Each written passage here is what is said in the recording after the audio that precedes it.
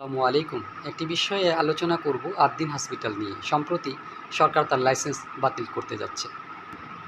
এই জন্য মাথা ব্যথা হলে মাথা কেটে ফেলার দশা। এখানে সেবা প্রত্যাশী যারা আসে তাদের মতামত থেকে জানা যায়, আমি নিজেও এখানে সেবা নিয়েছি। এই হাসপাতালটি আমাদের গতানুগতিক হাসপাতালের চেয়ে একটু ভিন্ন ধরনের। মানুষ এখানে সেবা পেয়ে সন্তুষ্টি প্রকাশ করে।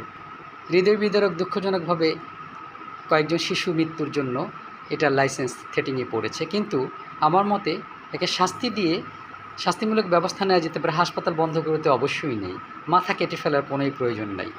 আমরা প্রত্যেকেই কোনো না কোনো দলের সাপোর্টার, তাই তো?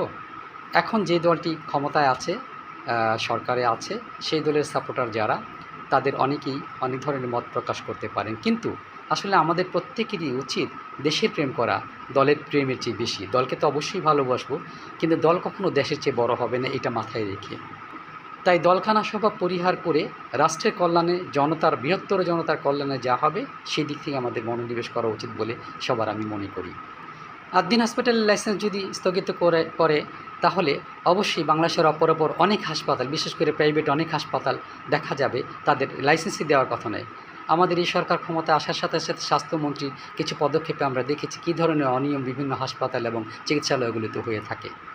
এখন কোনো রাজনৈতিক দল যদি কোনো হাসপাতাল বা কোনো সংস্থার প্রতি নিজেরা জড়িতও থাকে, সেজন্য সেই রাজনৈতিক দলকে শত্রু ভাবাপন্ন ভেবে সে সেবা প্রতিষ্ঠান বন্ধ করে দেওয়া তো কোনো যুক্তি থাকতে পারে না, কারণ তা তো জনকল্যাণে নিয়োজিত, তাই নয় কি?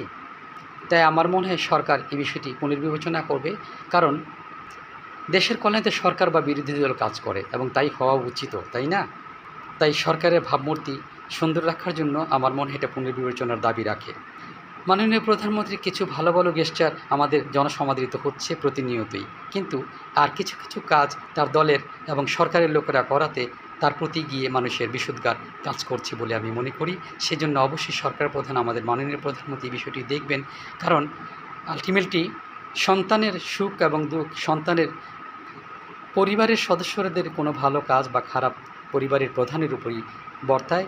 তাই এমন কোনো কাজ করা সম্মত হওয়া যাবে না যাতে দলের কেউ কেউ বা সরকারের কেউ কেউ জন অসম্পৃক্ততার জন্য জনরোষের কারণ হয়ে দাঁড়ায় এবং এই ধরনের কোনো বদ কাজ করে বেড়ায়, যার বদনাম অবশেষে পরিবারের কর্তা ব্যক্তি বা সরকারের প্রধানের ঘাড়েই বর্তায়, যা সুদূর প্রসারী কোনো ভালো কাজ বলে ফলাফল বহন করবে না। তাই সুন্দর বাংলাদেশ গড়ার জন্য অত্যন্ত সুন্দরভাবে চিন্তা করতে হবে। এই ধরনের খুব সেন্সিটিভ ইস্যুগুলো খুব সাবধানে ট্যাকেল করতে হবে বলেই আমার বিশ্বাস। আশা করি সুন্দর বাংলাদেশ আমরা দেখতে পাবো, সুন্দর চিন্তা হবে। আসসালামু আলাইকুম সকলকে।